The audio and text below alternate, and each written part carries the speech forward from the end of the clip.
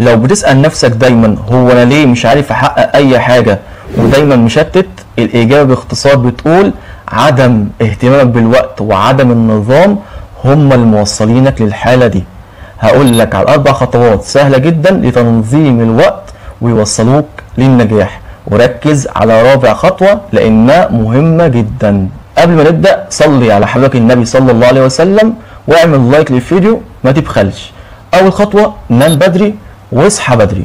اصحى بدري، صلي الفجر، العب رياضة، افطر، نظم يومك من اوله، حدد اهداف اليوم. ودي تاني خطوة، حدد اهداف اليوم.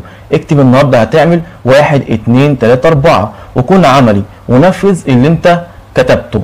كده هتكسب الوقت وهتكون ناجح في يومك، وكده هتنجح في الايام اللي جاية والمستقبل ان شاء الله.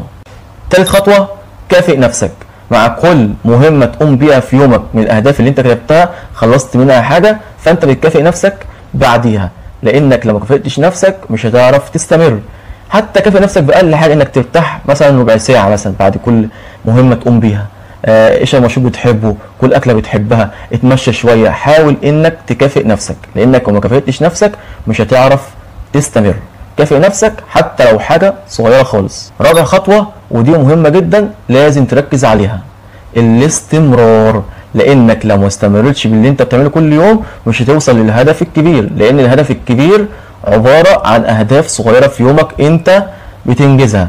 لما تنجز الاهداف الصغيره في يومك فانت كده بتقرب من الهدف الكبير.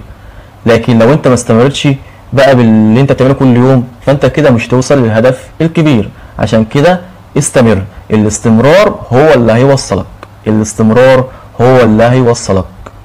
ان شاء الله الفيديو فادك، يا ريت تعمل لايك للفيديو وتشترك في القناه وتقول لنا في كومنت انت هدفك ايه وعايز توصل لايه.